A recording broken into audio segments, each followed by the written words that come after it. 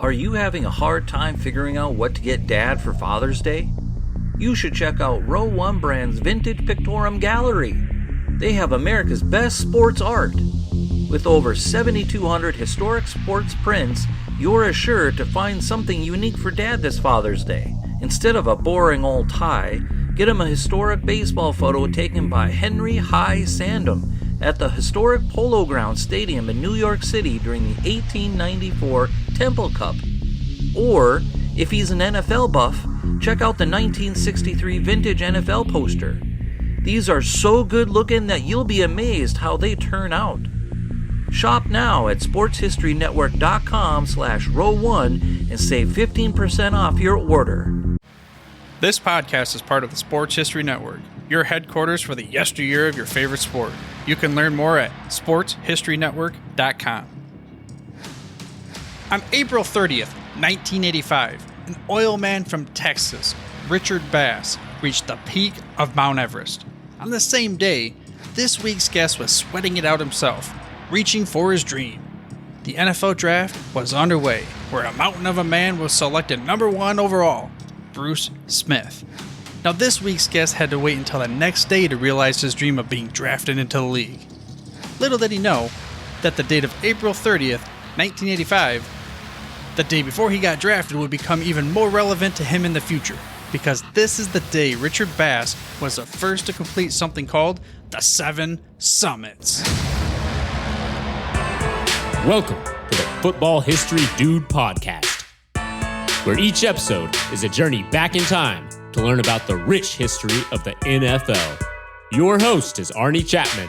Football is his passion, and he wants you to come along with him to explore the yesteryear of the gridiron. So hop on board his DeLorean, and let's get this baby up to 88 miles per hour. Great Scott! This time, as we step up the DeLorean, the date is May 1st, 1985. It's the day after Richard Bass scaled Mount Everest to become the first man in the world to complete something called the 7 Summits Challenge. Now, we're going to get more about what the 7 Summits Challenge is from this week's guest in this episode. And this week's guest and Richard Bass would ultimately have this 7 Summits thing in common, albeit about 36 years apart. But back to the date, May 1st, 1985. This is the tie-in for this week's guest to a football history show. Mark Pattison was drafted number 188 overall in the 7th round of the 1985 NFL Draft by the LA Raiders. This is when Mark realized his dreams to play in the NFL. I mean, all in all, he was credited with 5 seasons, playing most of his career with the Saints. Now, many may recall huge moments of Mark's college career at the University of Washington. And then after his NFL career, Mark found his way into an entrepreneurial role, successfully starting multiple multi-million-dollar companies, and among other things, an executive at Sports Illustrated. Yeah, I think we've all heard of that place. But still, there was something throughout his life that was always a backdrop. A very large backdrop, that is. They're called mountains. Mountains would just be throughout his life, as someone may call him, Mark will call himself this, a mountaineer. And as with everything in life, he decided he was going to go all in. Thus, the pursuit for 7 summits. Again, we're going to learn more about 7 summits from Mark in this episode, including some pretty cool stories about his NFL career. But first, now's the perfect time to tell you about one of our network affiliates. When this episode releases, it will be right in the heart of fantasy football draft season. And if you want to dominate your draft, you need to get a good draft kit, some good cheat sheets, and a whole bunch of other things that can come with it. That's where the ultimate draft kit from the fantasy footballers comes into play. It's the kit that I personally use for all my drafting. Speaking of that, when this episode comes out, it will be the day after my big home league draft. And you best believe I dominated my draft thanks to the ultimate draft kit. So get your kit right now. Head over to sportshistorynetwork.com/UDK. Pro tip, get the UDK Plus because you get access to the DFS Pass all year long, which is a great tool for daily fantasy sports for a great price. Go ahead. I know you got to do it. Pause this button, mash that little pause button on your podcast player. Go get the ultimate draft kit right now by heading to sportshistorynetwork.com/UDK. UDK. Okay, now that you're back and you got all your fantasy football things in order, let's get in the interview with Mark Pattison. I mean, okay, so you have mountaineers, right, that travel and they do all this type of thing, but I didn't realize that there was something that was started by the founder, was a CEO of Disney or something like that, had started this originally, the concept of it. Actually, a guy named Dick Bass, and Dick Bass is a guy that owns Snowbird. He was an oil man from Texas. I actually got the good fortune of meeting him, and then he brought in his best friend, Frank Wells, who was the CEO of Disney at the time. What was their process? Like, why did they decide that this is what we want to do? I can't remember the origin of all of that, but essentially Dick Bass came up with this whole concept, and their whole goal was to try to do it in 1 year. And so I think it was a gap year for both of them, and they wanted to figure out a way that they could go and they could challenge themselves through mountaineering and actually climb the highest summit, the highest mountain on each continent. And so there's a certain strategy, of course, you have to go about doing that, because based on where you are on in the world, our summer is South America is, for example, winter, and vice versa, of course. So there has to be some strategy around it. Unfortunately, Frank Wells died in a helicopter crash that Dick Bass was on. He wasn't on his aircraft, but they had switched at the last minute, and the wives wanted to ride down with their husbands, and so Dick got out, went into the helicopter, and jumped in with his own wife, and then Frank Wells' helicopter crashed. Very tragic. And I happened to be at a fundraiser at Snowbird shortly after that, and to listen to Dick Bass recap that story and be in absolute tears was heartbreaking. But that's how it all came about. And he wrote a book. I read it. I was, like I said, I was fortunate to meet him.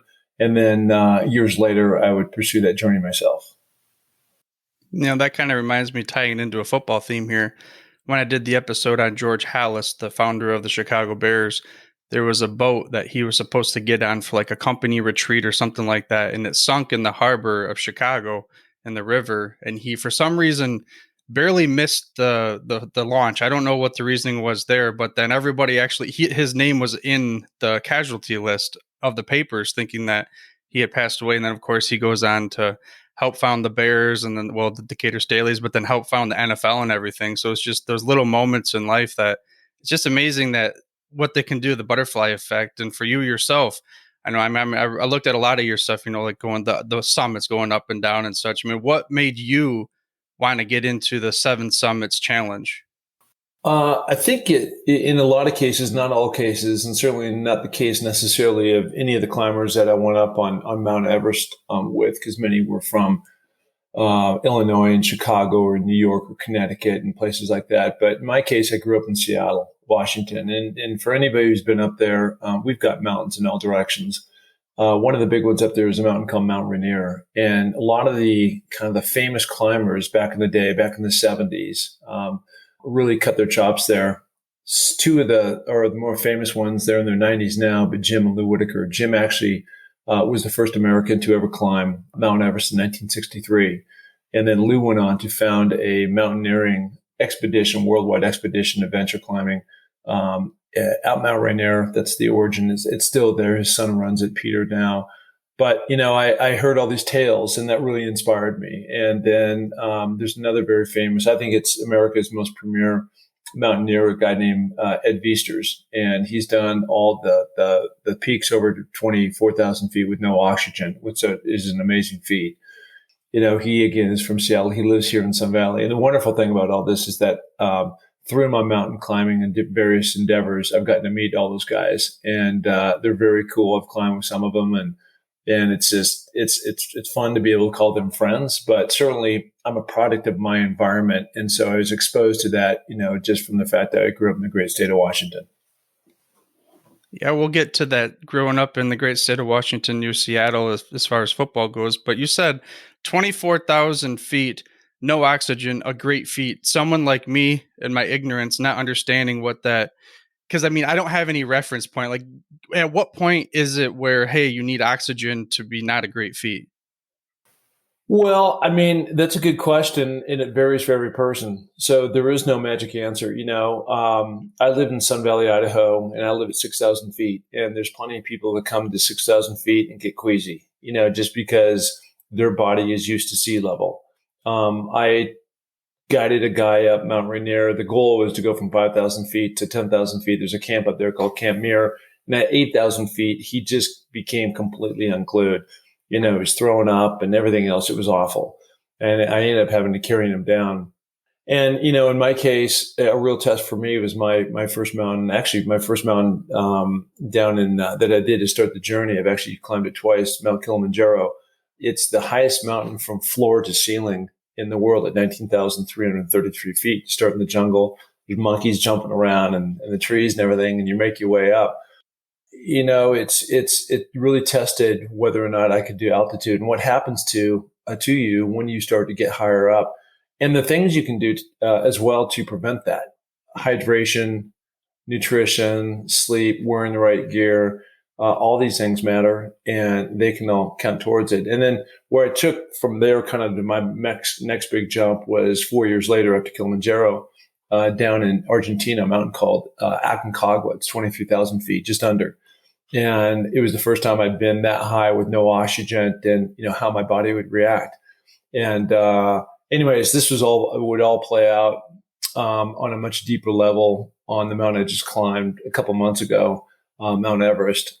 But it matters, and you can be in the most phenomenal shape, and your body can have a negative reaction to it, and you can be in not that great a shape, and your body can very much excel in those conditions. And so it just really depends on the body chemistry, and then all these other little nuggets that you have to do, along the way to prevent getting dehydrated and getting high altitude mountain sickness.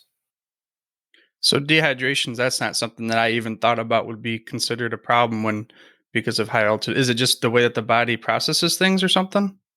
Well, the higher you go, you're burning tons of calories because you're going straight up. And, you at the same time, your appetite decreases. And so your body's not necessarily requiring it at that moment, but you got to stay in front of it. So it'd be like if I said, go walk across the Sahara Desert.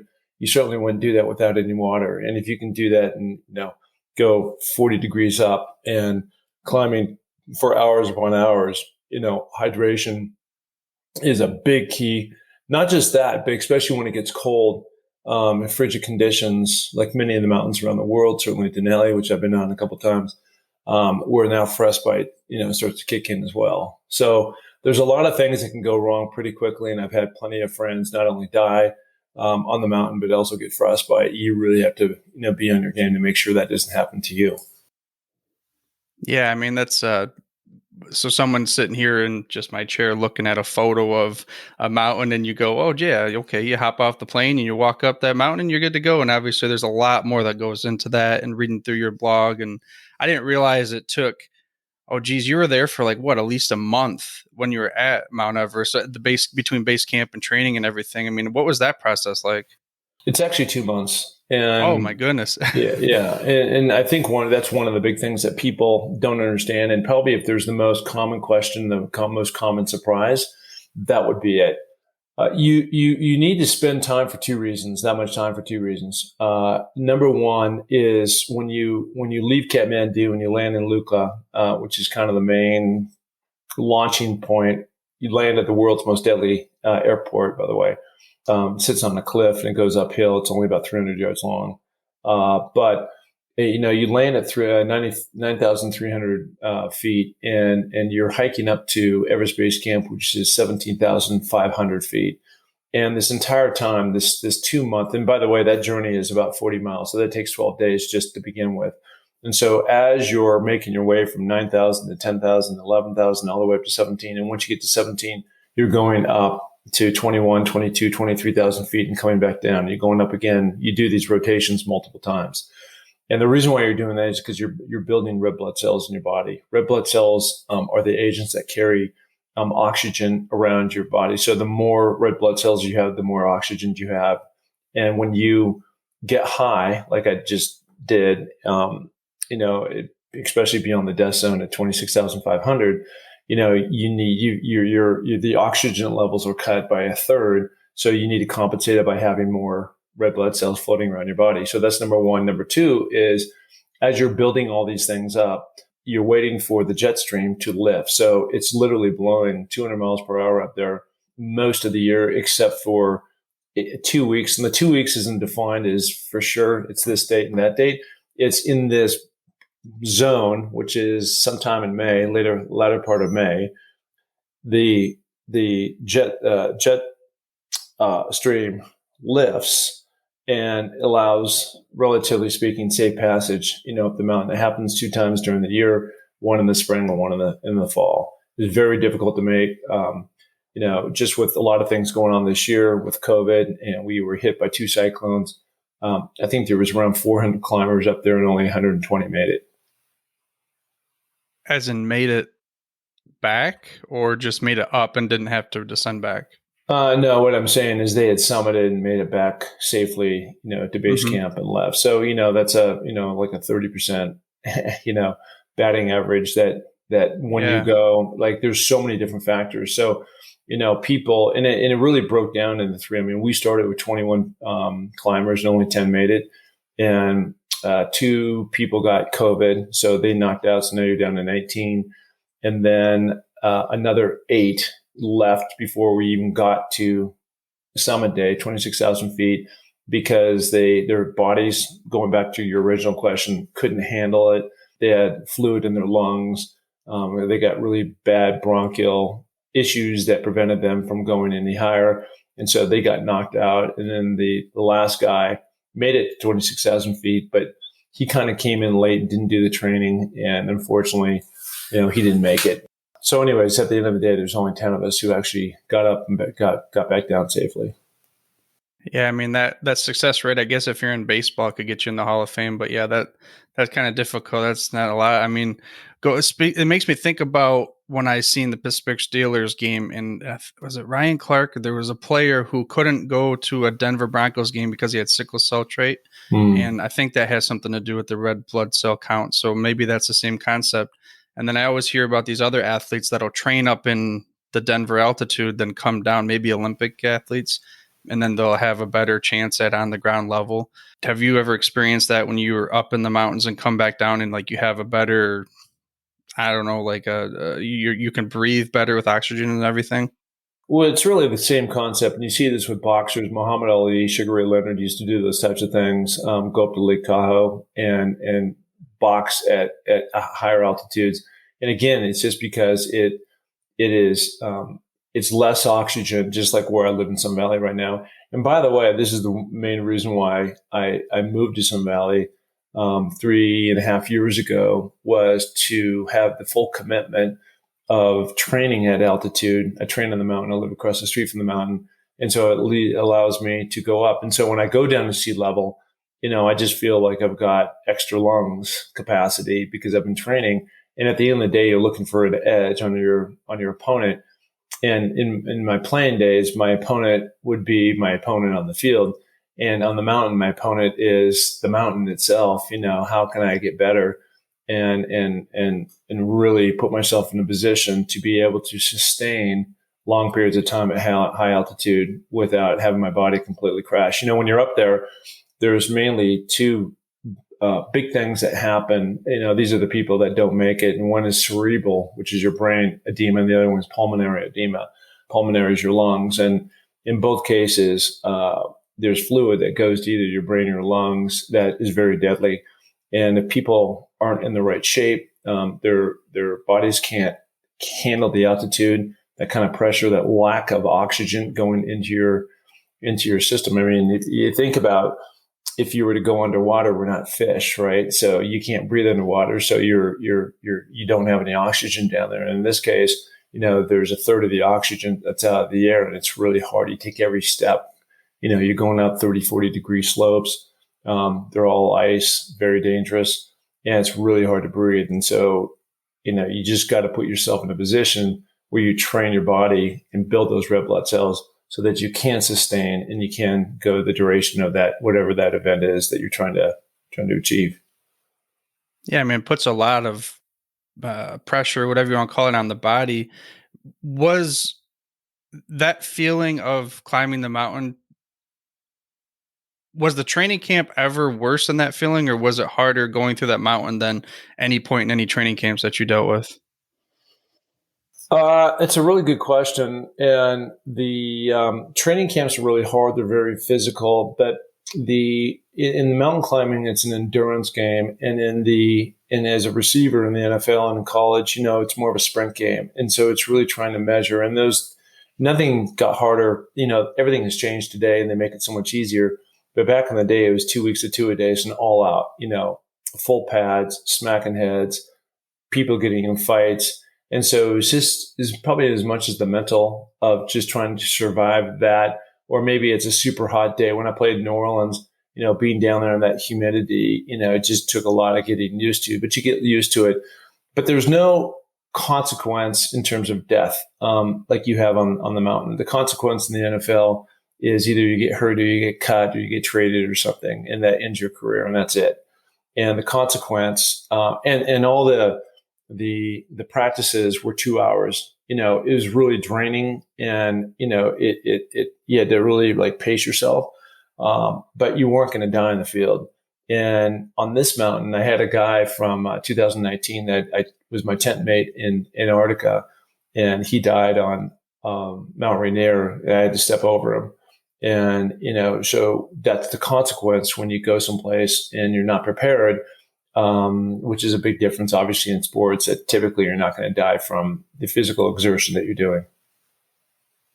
Yeah, but again, that's man, just the mental, always gnawing at you and things like that. Like I go to thinking of like an astronaut that goes in space, and every little thing that they do that could just shift the outcome, and they're on their own, and it's maybe not physical exertion, but it's that mental exertion, and that exhausts you and everything. And we're going to play that first game, the DeLorean game. We're going to go back in time with me here, considering a mountain of yourself that you had to deal with. I mean, you went to, I watched on your website the video of some of the highlights and everything. We'll go back to that game, number 16 Washington at number 3 Michigan. The announcer states to the crowd, "This is 103,072, the largest crowd Washington has ever played against, except for a Rose Bowl game." And play action. Deep bomb, 39, 79 yards or whatever it was, touchdown, 73-yard bomb. I mean, what was going on in the huddle at that time frame for you guys? Well, before I answer that question, I want to go back and set this up just a little bit, because I think this is really important in terms of your audience and listening, because you and I can talk about a lot of highlights, and I had a lot of big moments. But I didn't, but it wasn't always that way, I guess, is my through line. That's the headline I want to make clear. When I first got to the University of Washington as a freshman, and you see things are a lot different today, because going through Little League and everything else, there's select, there's flag football, elite camps, Elite 11. There's all these things that they do. The kids are way more developed because they've been lifting weights. And back in the day, there was none of that. And I just kind of showed up at whatever season was in season, baseball to football, football to basketball, and just kept rotating. I never worked at the craft other than just being a gym rat, right? And so I wasn't lifting. I wasn't, going to these specialized camps and having coaches and things like that. And so when I got to the University of Washington, I was completely in over my head. I was underweight. I couldn't bench my how much I weighed at the time, 181 pounds. And I just couldn't compete at that level. And so it took me 3 years of really digging in and really understanding what it took to become a champion, and the expectations that are now Hall of Fame. He's passed away, but Hall of Fame coach Don James had set forth. And unless you hit those standards, you weren't going to play. And as a result, we ended up going to multiple Rose Bowls and Orange Bowl and other games like that. So fast forward the clock to your question. We're in Ann Arbor, Michigan. It's a team I'd always dreamed about playing. We played them in my freshman year. I didn't play in the game, but my freshman year we played Michigan, lost to them. The year before, I'd caught a last second touchdown to win to beat Michigan. We'd come back by 14 points, and now we're in the big house. And so we're in the huddle. And the cool thing about that was my high school teammate, Hugh Millen, was the quarterback. And so when we got out there, the safeties had come up there and won them man-to-man coverage. And so he looked at me, and we just had that look because we'd known each other for such a long time that he was coming up, and this ball was like, this is going to happen. And we had a different play on, and he audibled off, and here comes the ball.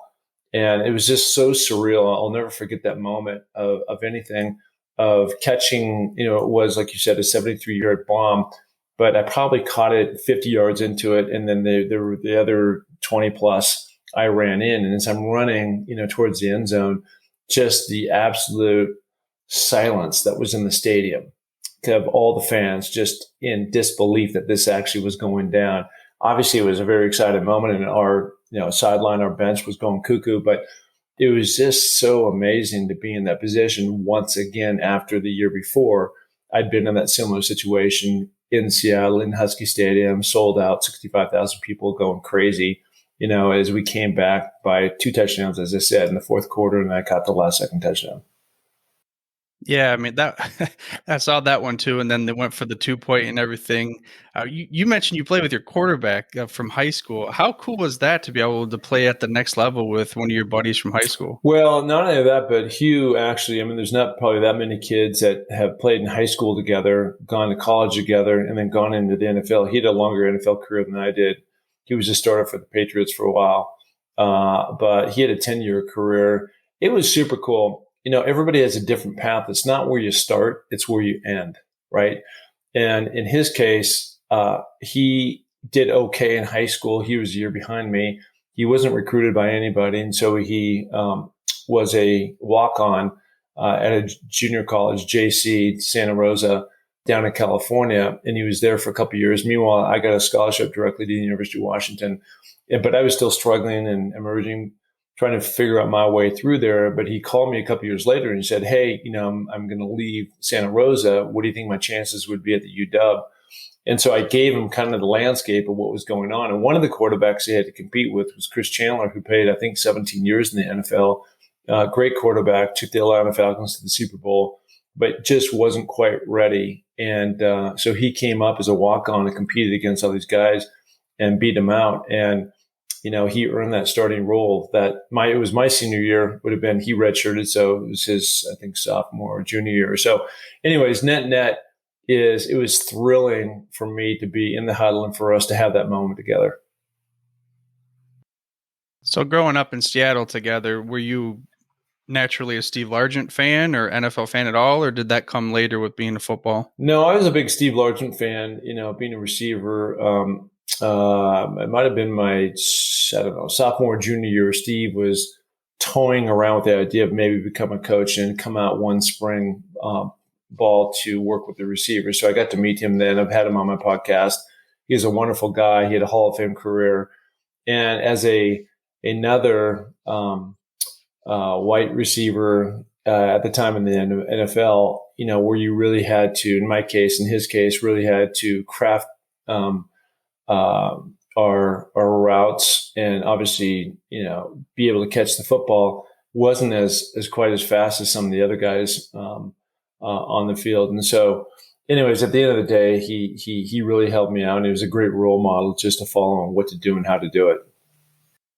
Yeah, that's someone that only through watching history and things like that through this podcast, I didn't live it and see him growing up and everything, but I didn't realize how good of a receiver he was. I had heard the name, like the John Madden will maybe mention him when I was watching the game back in the day, but I didn't really realize that record that he had as far as receiving touchdowns and to what extent of a Hall of Famer style he was.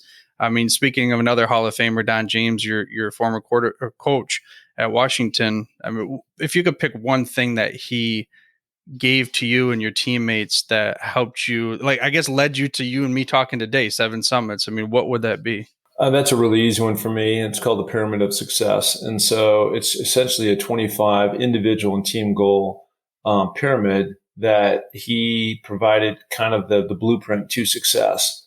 And what I did is I took that. So that's examples of that would be getting bigger, getting faster, getting stronger, doing well in the classroom, knowing your plays, being prepared, getting them the emotional, the physical, the spiritual elements all together and working in unison. And that's really been a huge blueprint in terms of my college and NFL success. Has been the exact same formula I've applied towards business. I'm an executive at Sports Illustrated now, and the exact same formula that I use to climb the 7 summits. And the 7 summits, each one of those things, involve having to navigate around adversity, where you really have to traverse that path. And you think 7 mountains, 7 years, and it took me almost a decade, to complete that. Every year I was committed to going to mountain. Of course, last year in 2020, the whole world shut down because of COVID. And in 2017, I was on Denali and I got turned around because of minus 80-degree weather. And so, having my fingers and my toes and everything else intact was important. But the point of all that is that, it gave me the roadmap to where I needed to go. And at the very tippy top of that pyramid is called competitive greatness. And that competitive greatness is all about loving the process, loving what you do. And if you want to be successful and great at anything, you're going to run into adversity. You're going to go through ups and downs, but you need to have a game plan on where you're going to go, and you need to stick to it. And then just like those moments the year before in Husky Stadium where we're playing Michigan, it's my first opportunity to start in the stadium.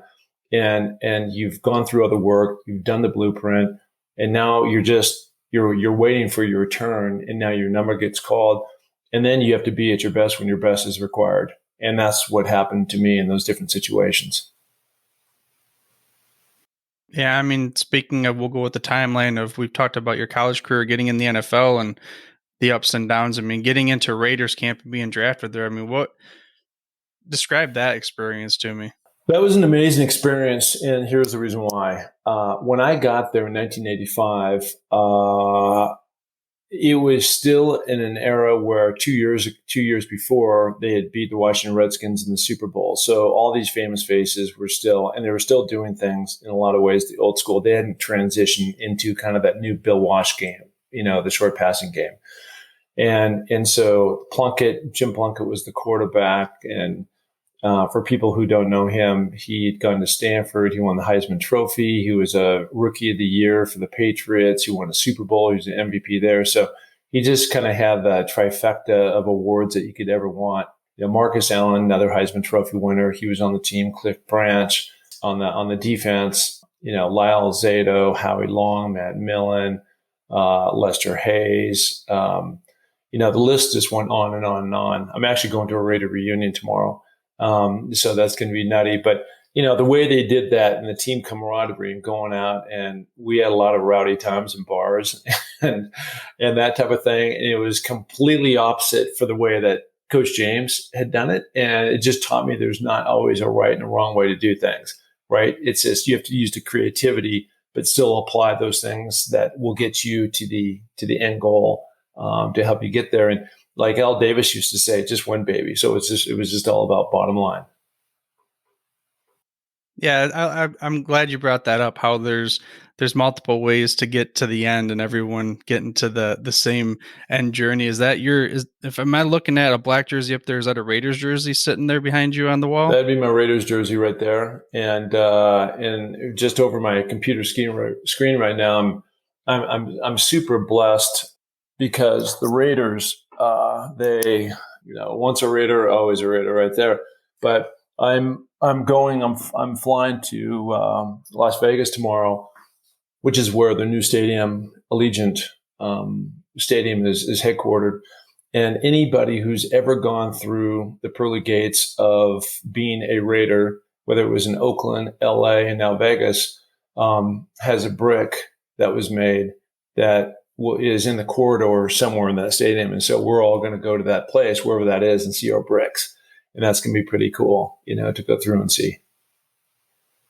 That is very cool. And I mean, every organization has strengths for different reasons, but there is that allure of, like you said, once a Raider, always a Raider, in the bad boy era. I mean, maybe it's different nowadays than it was back in the 70s, 80s and everything. But I've had a couple guests on here, and just some of the stories that I've heard about the Raider Nation from back in the day. Growing up, and my main time frame was like the 90s. Barry Sanders. I'm a Lions fan, and You brought up a name that we don't ever discuss around here. That Matt Millen. We joke around about him and everything, but no, he seems like a good dude too. But just everything is just funny how you weren't even with the Raiders the majority of your career, right? Weren't you with the Saints the most? Well, it was kind of weird because my I had ups and downs, and I'll tell everybody right now, I made it 5 years, but I mean, I was cut, I was traded, I was brought back. My first year on the team, it was very crowded at wide receiver. They still had a lot of their Super Bowl players from the year before, and then they drafted 3 receivers. One of them was in the first round, another one in the third round, and then I was in the 7th round. And I had a great rookie camp. I scored touchdowns and I caught everything that was thrown to me. And they were just trying to figure out how I could fit in that puzzle. And so what they ended up doing is, and it's all changed now, but back in the day, it was either you were on the team, you were hurt and you were put on IR, or you were cut. So they weren't doing these taxi squads that they do now, and where people can get called up and put back down and they get paid, half their salary or something. And back in the day, they wanted me on the team. And so they'd come up to me and they had said, the people that were there at the time, they said, hey, listen, this is the last game and we need you to go down. Okay. And so I did that. I didn't want to do that. And I didn't like living my life that way. But it was that, this is my dream of a lifetime. I went to my parents and said, I've been put in this really awkward situation that I got to make a decision. I either do this or I get cut. And I don't want to get cut. And I love what I'm doing. And they said, we will completely support you in everything you do. And you do what you think is best. And so I went down and basically I faked a hamstring injury. I don't think I've ever told anybody that story, but that's what happened. And that's how I made the team that year. So I got to practice the entire year. I didn't play, but I got to, come in and participate and do everything, go to all the games and all that kind of stuff. And, I grew tremendously, in that year. In my second year, I made it to the very end and then I got cut and then I got picked up by the Rams. And then at the end of the season, I got picked up by the Raiders. So I played late in the year. And then my last couple of years, I did get traded to New Orleans. And that was kind of heartbreaking at the time because I'd gone through so much with the Raiders. But look, it's all good. And I'm just fortunate that I had my 15 minutes of fame in the NFL playing with those couple teams. Yeah, I mean, you mentioned the 15 minutes of fame in the NFL we'll use in getting to, in that sport, the highest pinnacle and then the 7 summits. And what was that transition leaving the NFL? Because I know a lot of players have struggled in the past and continue to. Yeah, it was hard for me. And I think that one of the things that the NFL does a great job today of is they've set up all these programs through the NFLPA called the Trust. And so there's a lot of life after football resources that you can tap into and programs if you want to become a broadcaster or a coach or be in financial services or those things. The NFL really lends their hand towards setting and creating these different types of programs so these players have a place to go. Back in my day, you just went off the cliff and it was awful. And I probably spent 2 years really struggling on what I was going to do. And I knew I wanted to do something great. I didn't want to go to work for anybody. I just couldn't figure out how to transfer that energy from the NFL and college football. Because I've been doing that all my life. Right now I'm 30 years old. And now what? And so ultimately I figured it out and I started some companies on my own. And then about, 15 years ago, I could see this huge shift in the marketplace of going from kind of traditional products to, online digital. And the long and short of now it has led me into, again, becoming an executive for Sports Illustrated. And so that's been a cool ride in terms of kind of learning that side of the business and, the reach that digital can have. But in terms of the mountains, again, I had always continued to train. So I never stopped what I was doing. I think a lot of players play for so long at such a high level that they kind of get to the end like, I'm done, man. Carson Palmer lives here in Sun Valley. He won the Heisman Trophy. He's a longtime NFL quarterback. And I don't think he works out much anymore at all, just because he was like, you know what, I don't have the desire to go at it like I used to. He had a great long career. And in my case, I just like never stopped. And I didn't go at it like I was when I was training for NFL, 8 hours a day, but I continue to train twice a day, do CrossFit in the morning and then at night. And so when this whole idea about climbing the 7 summits, which happened really a decade ago, I was going through a rough patch, and it was kind of that big goal that helped pull me out of that hole. I didn't have to, I had to obviously elevate my training, and I moved to Sun Valley, but at the same time, I didn't have to get in radically new shape. I'd already been in more or less the same type of physical shape that I was when I played football. Yeah, I mean that, like you said, it didn't have to radically change your transition. You're looking at a dude right here. I can't see it all, but I used to be in a little bit better shape too. And then I had a surgery, so my kidney got removed and such. And right before then, I was actually in one of the better shapes of my life. But then it's amazing how fast you can let something just kind of drift away and everything, which brings us back again to the 7 summits. And you mentioned how you've had the ups and downs, and let's talk about getting into your podcast, which has been going for quite some time now. I think over 200 episodes, is it now? Yeah, I think I'm at 215 or something. Yeah. So finding your summit, describe to me what it is and why you started this podcast. Yeah. So I started 3 years ago, and I didn't even know what the word podcast really meant. I didn't understand how it worked or anything. And so some guy, his name is Yogi Roth, and he came to me, and he's one of the broadcasters for the Pac-12 network. And so he said, I want to do your story, and let's do a podcast. I said, great. And after we did it, I had this little voice inside my head saying, I know a lot of people, and I think I could do this. And so at the time, I came up with this name, but I didn't quite consider it in where it's actually gone in terms of the metaphorical meaning behind it. But the name of the podcast is called Finding Your Summit, all about people overcoming adversity and finding their way.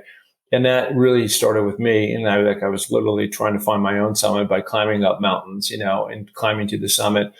And what I've found over time is that of all these people that I've interviewed that, have been burned in cars and have no arms or legs or blind and climbing, different mountains. It's just, they're just trying to get back in the game at whatever they view and determine is their summit. It doesn't have to be a mountain physically. And so I've had some amazing conversations, and, the key to doing podcasting is the discipline, the same principle. Again, pyramid of success. How do you start it? How do you end it? Where are you trying to go? What are you trying to reach? And having consistency and daily discipline towards working towards that goal. And that's what I've done. And with the exception of, it was the first time I took, I think, a 2-month break when I was on Everest, because I couldn't upload podcast from 17,500 feet. So I said, just take a break on it, which I did. But I'm back and going strong again at it, and really excited about the future. Okay, speaking of future, you maybe gave me a good transition there, but we're going to do the DeLorean. This is actually the one where, from Back to the Future 2, where the guy's flying, we don't need roads, that kind of thing. Mm-hmm. The last DeLorean question that we ask you is, because you've experienced so many different things throughout your life and, varying lanes of disciplines, let's go back to you as a high school senior, and you could give yourself one piece of advice. Yes, there's a butterfly effect, but you could give yourself one piece of advice. What would it be? The best piece of advice is stepping into the fear. And at all times, action creates reaction. And that has really been the magical key that has propelled me in all these different things I've done. There you go. Step into the fear. 4 little words, but they're great words to live by for any area of life. But to get it back to the Football History Podcast, let's just bring up some things. Something comes to mind from the very beginning. Ralph Hay and a whole bunch of ragtag dudes in an auto showroom thinking that they're going to grab these guys together, start a new league, a professional football league at the time, college ranks dominate. And then what do we have now? The NFL. We're coming up on the 101st birthday of the NFL. By the time this episode releases, I guess it's less than 3 weeks. It's more than 2 weeks, a little bit less than 3 weeks now. Or how about you flash forward 40 years after this to Lamar Hunt, and then the AFL taking on the big boys, the NFL. That's stepping into the fear. or the players fighting back against the owners for the rights that they felt they deserved. It took a long time, but finally being awarded free agency in the 90s. I mean, the list goes on and on and on. But these are just some of them that came to mind for me. Again, those 4 little words, they all stepped into the fear. And just like Mark talked about, the summits in his podcast, they go up, you go down. You get the peak, you go to the valley. Same thing. And right now is a good time for me to remind you about Mark's website, which is simply markpattisonnfl.com. You can also check out his podcast, which is Finding Your Summit Podcast. I mean, you can find this basically in every podcast player. So whatever you listen to right now, mash that little search button, the feature. There's a little link on there even. Finding Your Summit Podcast. Go check it out. But going back to that, stepping into the fear theme.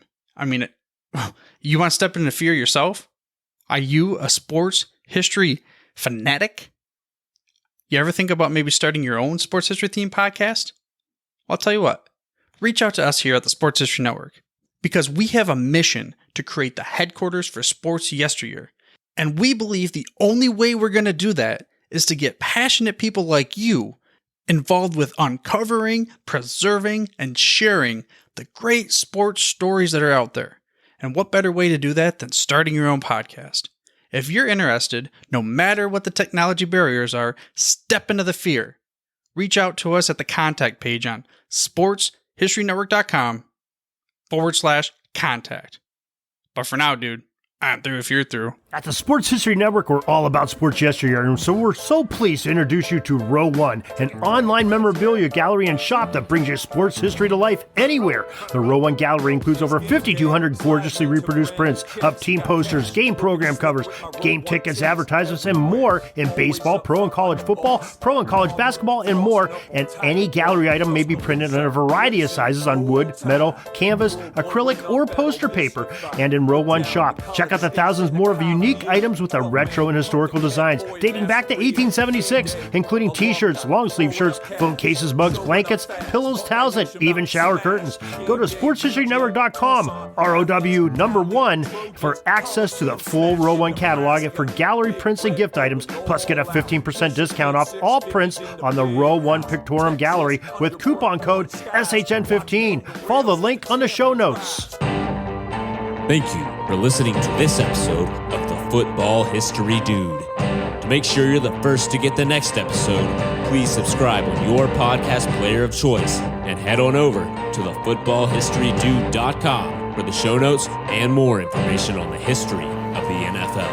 And remember, dudes, where we're going, we don't need roads. We here at the Sports History Network proudly partner with 26 podcasts, all revolving around the history of sports. But did you know that many of our hosts were sports history authors way before they started their shows? It's true. We've got Joe Ziemba, host of When Football Was Football, Joe Zagurski, host of Pro Football in the 1970s, Mark Morthier, host of Yesterday Sports, Tommy Phillips, host of Lombardi Memories, and Scott Adamson, co-host of From the 55-Yard Line. All these authors have many books for you to choose from. To check them out, go to our website at sportshistorynetwork.com/sportshistorybooks. Pick up your copy today. Soundtrack provided by Kevin MacLeod of filmmusic.io.